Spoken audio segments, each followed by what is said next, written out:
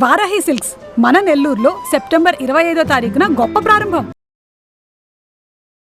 నమస్తే గురుగారు. శ్రీమాత్రే నమః. శ్రీమాత్రే నమః.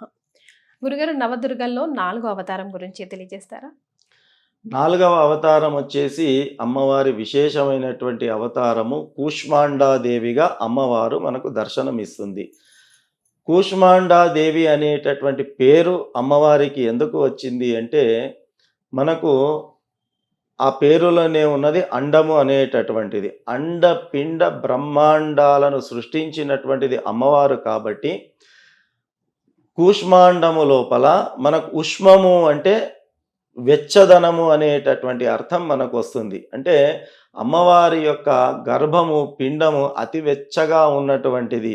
సమస్త సృష్టి మొత్తము కూడా అందులో నుంచే వచ్చినటువంటిది కాబట్టి, ఈ సమస్త సృష్టికి ఆధారభూతం అమ్మవారు అనేటటువంటి దాన్ని తెలియచెప్పడానికి అమ్మవారిని కూష్మాండాదేవి రూపంలో మనము పూజించడము, అర్చించడం అనేటటువంటిది జరుగుతుంది.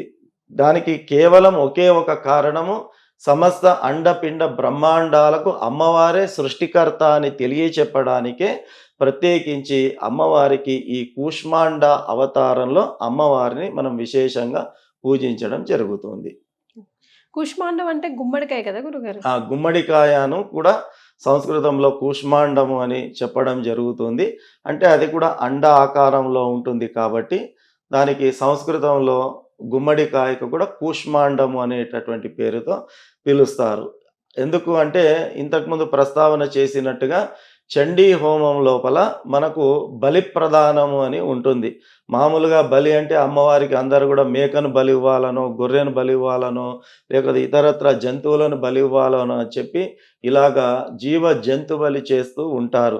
కానీ కలియుగంలో జంతు బలి నిషేధమైనటువంటిది. ఒక ప్రాణిని హింసించి మనం చేసేది ఏదైనా కూడా అది మనకు మేలును కలిగించేటటువంటిది కాదు. కాబట్టి మనకు శాస్త్రం లోపల అమ్మవారికి బలిని ఇవ్వాలి. కానీ అమ్మవారికి ప్రీతిపాత్రమైన బలి ఏమిటి అంటే కూష్మాండము అమ్మవారికి ప్రీతిపాత్రమైనటువంటి బలి. కాబట్టి ఆ యొక్క చండీ హోమం లోపల చివరన అమ్మవారికి ఒక ఎర్రటి వస్త్రాన్ని పరిచి అందులో ఆ కూష్మాండాన్ని ఉంచి అందులో రక్తము ప్రతీకగా కుంకుమ కలిపినటువంటి నీళ్లను అందులో వేసి ఆయుధంతో దానికి సంబంధించిన మంత్రాలను చెబుతూ శోధన క్రియ అని చెప్పడం జరుగుతుంది.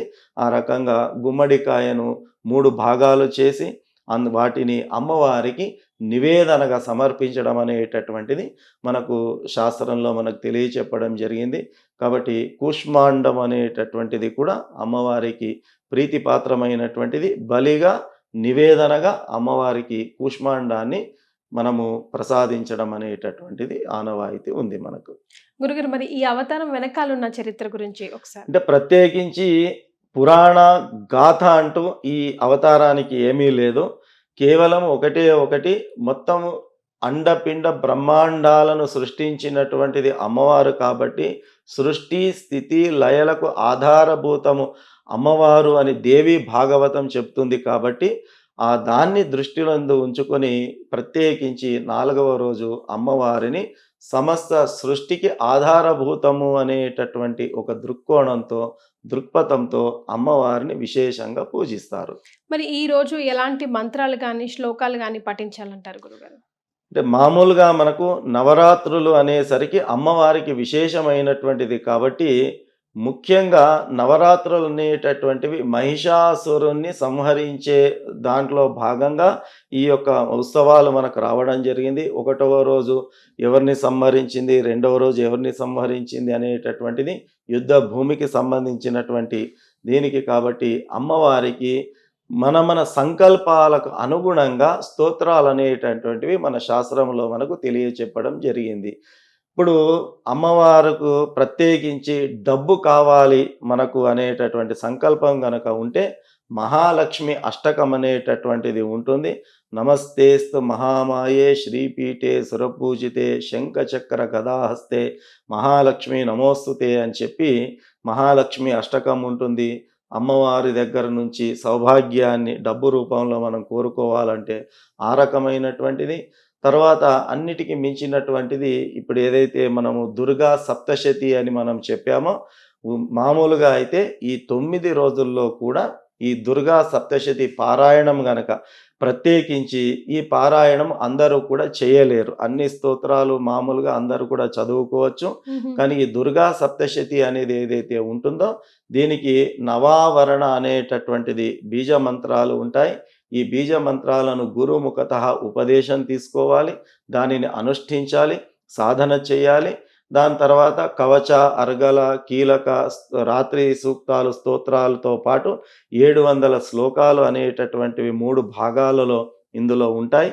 వీటిని కేవలము అందులో ఎవరైతే ఆ బీజాక్షరి మంత్ర ఉపదేశాన్ని గురుముఖత తీసుకొని ఉంటారో వారు మాత్రమే స్తోత్ర పాఠం చేయడానికి అవకాశం ఉంటుంది. కాబట్టి ఎవరైతే ఉపదేశం పొందలేదో అటువంటి వాళ్ళు ఆ ఉపదేశం పొందినటువంటి సద్బ్రాహ్మణుని మనం ఆహ్వానించుకొని మన సంకల్పాలన్నీ కూడా చేసి ఆ బ్రాహ్మణి ద్వారా ఆ పారాయణ గనక ఈ 9 రోజులు వరుసగా గనక చేసినట్టయితే తప్పకుండా అమ్మవారు మన ఇళ్లల్లో స్థిర నివాసం ఏర్పరచుకొని ఉంటుంది. ఇందులో ఎలాంటి సంశయం అనేటటువంటిది లేదు. ఈ ఒక్క చండీ పారాయణం చేయడం వల్ల శత్రు బాధ అనేటటువంటిది తొలగుతుంది. మనకు పీడ బాధలు ఏమన్నా కూడా తొలగుతాయి. అపమృత్యు, అకాల మరణాలు అనేటటువంటివి తొలగుతాయి. సకల సౌభాగ్యాలు అనేటటువంటివి కలుగుతాయి. ఒకవేళ ఎవరికైనా సంతానం గనక లేకపోయినట్టయితే ఈ చండీ హోమం అత్యంత విశేషంగా చెప్పడం జరిగింది. నవచండీ హోమం గనక చేసినట్టయితే, అంటే చండీలో రకాలు ఉంటాయి మనకు. చండీ, నవచండీ, శతచండీ, సహస్రచండీ, అయితచండీ, ప్రయుతచండీ అని చెప్పి చండీలో మనకు రకాలు ఉంటాయి. ఆ రకంగా సంతానం లేనటువంటి వాళ్ళు గనక ఈ 9 రోజులు ఈ చండీ పారాయణం గనక సంకల్పయుక్తంగా మంచి బ్రాహ్మణుని ద్వారా వాళ్ళు చేసినట్టయితే, తర్వాత నవచండీ హోమాన్ని పూర్ణాహుతిగా చేసినట్టయితే తప్పకుండా వాళ్లకు వంశ వృద్ధి కలుగుతుంది, సంతాన యోగం కలుగుతుంది అని చెప్పి కూడా మనకు శాస్త్రం తెలియచేస్తుంది. దానికి ఎన్నో రుజువులు ఉన్నాయి. కాబట్టి ఈ రకంగా మహిషాసుర మర్దిని స్తోత్రం మనకున్నది, ఐగిరి నందిని నందితమేదిని, ఆ స్తోత్రాలను పారాయణం చేసుకోవచ్చు. దీంతో పాటు మనకు అష్టోత్తరాలు కూడా మనకి ఇవ్వడం జరిగింది.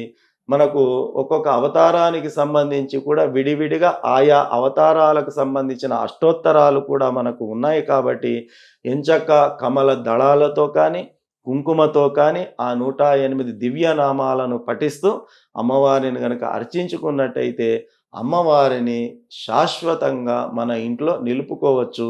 సంపూర్ణ అమ్మవారి అనుగ్రహాన్ని మనం పొందే అవకాశం ఉంటుంది. చాలా సంతోషం గురుగారు. శ్రీమాత్రే నమః. శ్రీమాత్రే నమః.